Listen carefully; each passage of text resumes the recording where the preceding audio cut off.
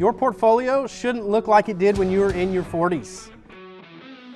Now that you're switching from growth to strategy mode, you gotta look at it a different way. This is episode 17, 4 portfolio moves that you can make within 5 years of retirement. Hello and welcome to SWBC's Uncharted Wealth podcast, where we help you navigate the uncharted territories in retirement planning so that you can get to and through retirement with clarity and confidence. I'm your host, Mike Walters. I am a certified financial planner and a wealth advisor here at SWBC. And today we're talking about the key portfolio changes that you should be making within 5 years of retirement. Okay?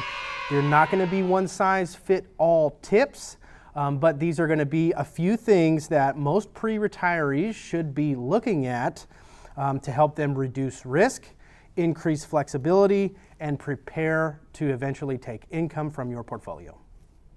Now, I've got 4 key things to think about today. And the first one is shifting your portfolio from growth to stability. Now, in your accumulation years, growth is the main priority. You have got a huge investment time horizon, what basically means you got a long time to invest, okay? But as you get closer to retirement, your preservation of those assets and predictability of knowing where you can start drawing your income is going to become more important. It doesn't mean abandoning growth entirely. I think all portfolios need to have at least some allocation to equities so that you can at least pace with inflation. But it does mean rebalancing your portfolio towards a mix that can weather any kind of volatility that comes up through retirement or even right before you get to the retirement, while still supporting your long-term goals. And the most common goal here is making sure we don't run out of money in retirement. That's not an option, okay? Now, when you are looking to rebalance your portfolio, you should consider trimming away exposure from the really risky stuff, okay? And I'm talking about the technology stocks or emerging markets. These allocations tend to be more volatile than some of the other things in your portfolio. And instead, move your assets towards something like dividend-paying stocks or high-grade fixed income like bonds. Maybe even throw in some of these new buffered ETFs that are out there that can help you mitigate some of the downside risk. The goal here is, like I was hammering on in my last episode, is we want to avoid selling on a downturn. Okay, we want to not have to sell things at a loss, especially when things are volatile, because it can take a lot longer to reclaim what you have lost. And when you're counting on your portfolio for income in retirement, that's just not an option, okay? So shifting from growth to stability is that first key factor for this. Now, the second one is reducing concentration risk. Now, a lot of investors will accumulate concentrated positions over time, especially if you've been working for the same company for a long time. You've been buying into that company's stock. Where my old Costco employees at, here we are. Not hyping up a particular stock here, okay, just saying. Or a lot of the tech companies out there will pay their employees in stock options, okay? So what I'm saying is you could make it your whole career at one company or 2 companies and accumulate these mass positions of company stock. Now, usually while you're still working, if you love the company and you like the growth aspects of that company, I'm all for keeping your allocation to that stock. However, when you're 5 years away from retirement, it is time to start getting out of some of that overly concentrated position. And it's not just to diversify, it's really just neutralizing some of that risk because the biggest threat to your retirement for somebody that has this huge allocation to this one stock, it's not taxes. Okay, it is volatility. If this one company does something outlandish and crazy and it just drops 20, 30, 40% overnight, there's your, could be the majority of your portfolio. And now you're going to be up a creek with no paddle. Okay, I'm not going to say it, but I'll know what I'm thinking here. So again, it's not just for diversification purposes. It is managing that risk. We want to get you out of those concentrated positions when you're 5 years away from retirement, just unwinding it over time, okay? Now, the third part is you're going to be like, oh, Mike, you've talked about this so many times, but building a liquidity layer or a war chest, okay? There needs to be something allocated in your portfolio that gives you 2, 3, 5, up teen years of stable income for you to be drawing from in retirement, okay? So for example, the war chest that I've talked about in the past, 3 to 5 years at a minimum of really safe, really stable investments. That's going to help you avoid selling at when the market goes down, right? Because we know for sure at some point in the future the market is going to go down. We just don't know when, right? So let's be cognizant of that and make sure that we have something there in place to draw from if you're not drawing from it normally, right? Something that you can pull from when markets drop, okay? Because they will drop. And the war chest or liquidity layer can help support that early retirement income, let's say before you turn on Social Security. It can give you that peace of mind knowing that you have that stable income already coming in before you need to draw on anything else. And again, it's not just about having that safety.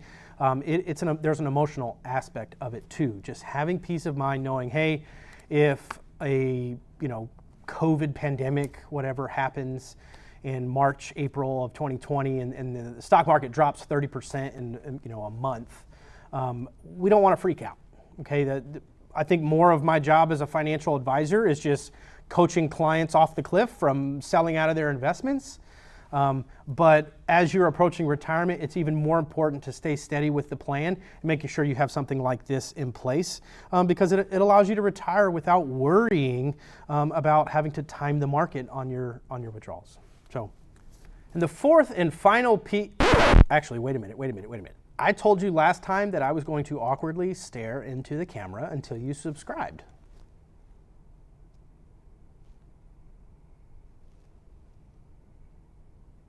Thank you. Go ahead. Go ahead with your bad self. Go ahead and subscribe. Okay. Now the fourth and final piece of this is mapping out your income strategy. Because it's not only knowing about if you have enough to draw income, but it's knowing where you're going to take it from, when you're going to take it, and how it's going to be taxed. And yes, I did just bring up taxes again. As you know by now, I like to talk about taxes. Don't be a silly goose. I'm going to talk about taxes probably every episode. So you're going to want to begin by projecting your cash flows. Now, a couple episodes ago, there'll be a link right here to that other episode. I talked about how to project your retirement cash flows. There was a basic formula that I gave, but it's going to help you decide, okay, which accounts do we draw from first? Are we going to be delaying Social Security benefits, or are we going to be taking them now? And how are you going to manage your taxes across the different sources, okay? What that means is, are we going to be taking our income from the pre-tax accounts that have never been taxed before? Because this shows up on your tax return just like a paycheck, okay? Or are we going to be pulling from the Roth? Is it going to be tax-free and IRS doesn't care? Or something like that. So you need to know about these things, project your cash flows, and then start mapping out when and where you're going to pull these from and how it's going to affect your tax situation. The last piece I want to say about this is also the time to consider Roth conversions, okay? When you're mapping out your income, whether it's before you take Social Security or not, this is where, if you are a believer that Roth conversions are going to be in your benefit, to where you should start looking at, okay, well, if I'm projecting my income to only be $40,000 this year, and I do a $20,000 Roth conversion, what's that going to do to my brackets? You should be looking at this while you're mapping out your income. Now, clients of mine, they know that I'm already going to do this with them, okay?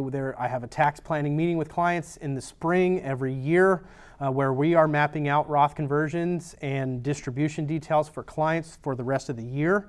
But when you're going to map out your income right before you retire, this is a good time to at least give you some kind of ballpark of, hey, are we going to do Roth conversions? When are we going to do them? And about how much should we do? Okay, and then obviously how much are we going to pay in taxes. So, Now this brings us to our uncharted territory of the week.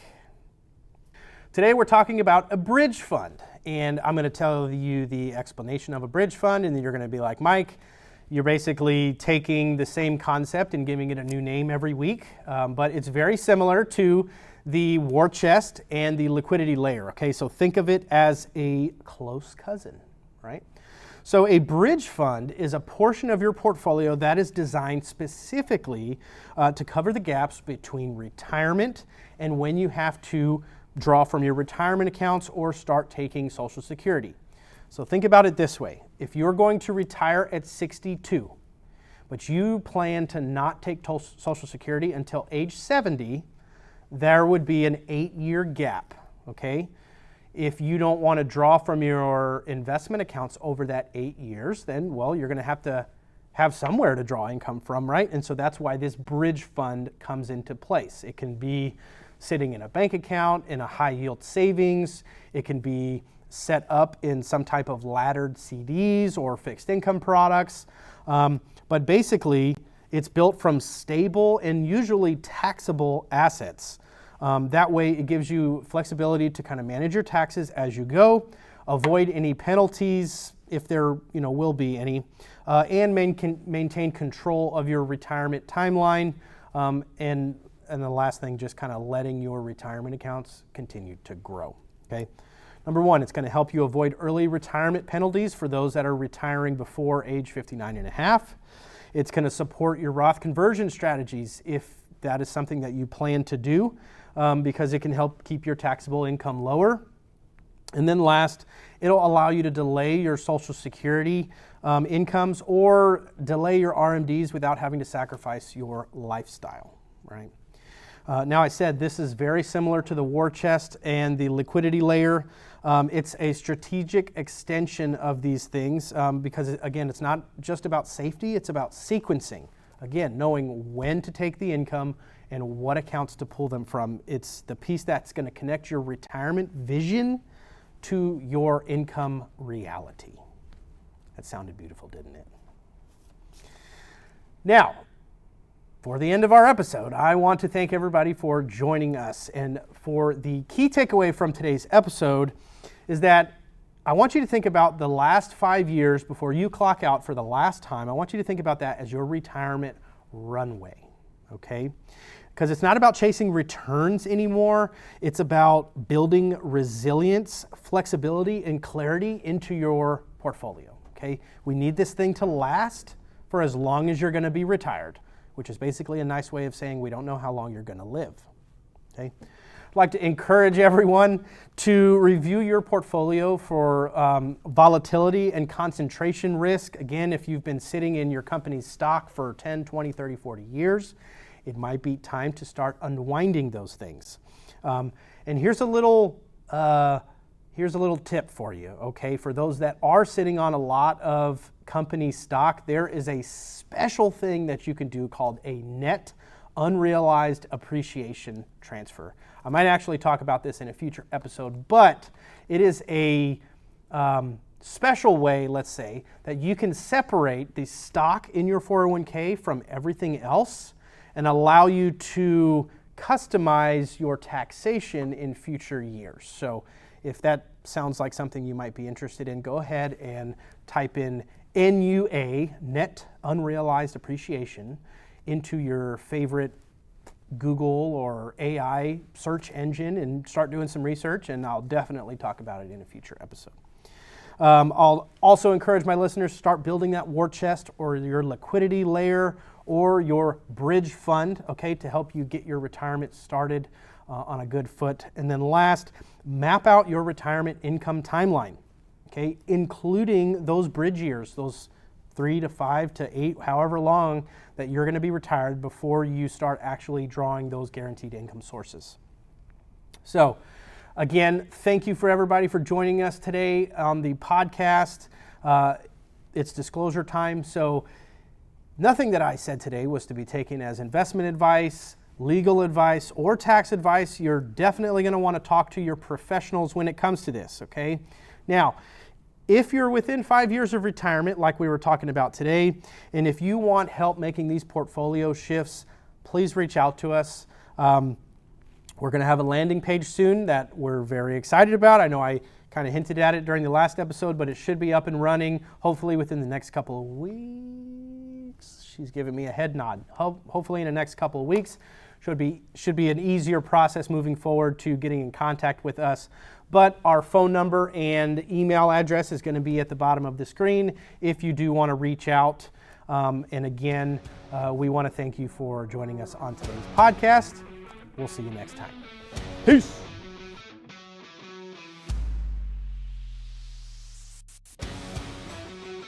Investing involves certain risks, including possible loss of principal.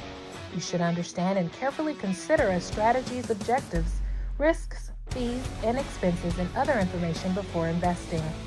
The views expressed in this commentary are subject to change and are not intended to be a recommendation or investment advice. Such views do not take into account the individual financial circumstances or objectives of any other investor that receives them. This information should not be considered a solicitation nor a recommendation of an offer to provide any service in any jurisdiction where it would be unlawful to do so under the laws of that jurisdiction.